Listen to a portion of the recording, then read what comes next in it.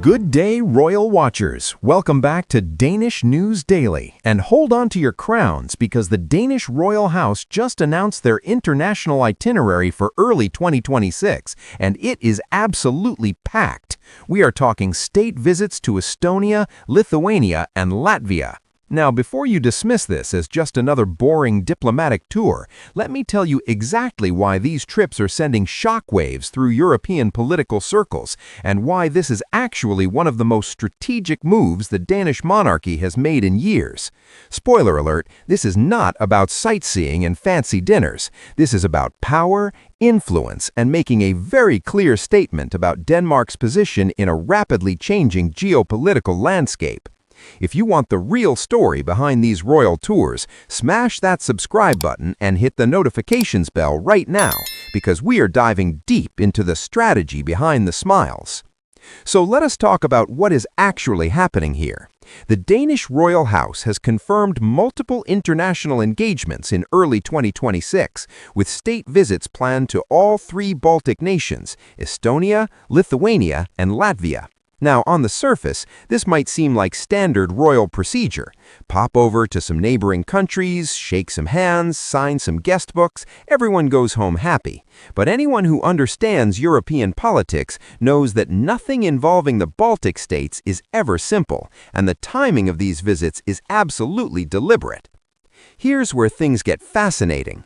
The Baltic nations are not just random stops on a royal tour. These countries represent the front line of European security concerns, the intersection of East and West, and some of Denmark's most strategically important partners. By planning state visits to all three nations, King Frederik and Queen Mary are sending a crystal-clear message. Denmark stands with the Baltics, and that alliance is non-negotiable. This is diplomacy wrapped in ermine and tiaras, and it is absolutely brilliant. Now, let us break down why each of these visits matters individually, because the strategy here is layered like a perfectly made Danish pastry. Estonia first. This is a country that has transformed itself from Soviet occupation to digital powerhouse in just a few decades. Denmark and Estonia share strong economic ties, particularly in technology and green energy. A state visit here is not just about strengthening existing bonds, it's about positioning Denmark as a key partner in Estonia's continued growth and innovation. When Fredrik and Mary show up in Tallinn, they are not just representing tradition, they are representing Denmark as a forward-thinking, tech-savvy nation ready to collaborate on the future. Then we have Lithuania. Now, this visit carries particular weight given Lithuania's geographical position and its role as a NATO member on the alliance's eastern flank. Denmark has been increasingly vocal about security commitments in the region, and a royal state visit underscores that commitment in the most visible way possible. It's like putting a royal stamp of approval on Denmark's security guarantees. When heads of state see Fredrik and Mary in Vilnius, they are being reminded that Denmark does not just talk about solidarity. Denmark shows up, literally, with its king and queen. And finally, Latvia. Riga has historically been a crucial partner for Denmark in Baltic affairs, and this visit reinforces those ties at a moment when European unity is more important than ever. Latvia sits at the crossroads of major trade routes and strategic corridors, and Denmark's economic interests in the region are substantial.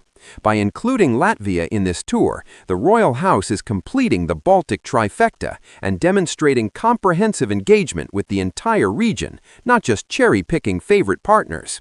But here's what makes this tour absolutely genius from a monarchical perspective. State visits are expensive, time-consuming, and require enormous coordination. The fact that Denmark is committing to all three Baltic nations in early 2026 shows this is not ceremonial window dressing. This is strategic prioritization at the highest level. Fredrik and Mary are using their positions to advance Denmark's foreign policy objectives in a way that elected politicians simply cannot match.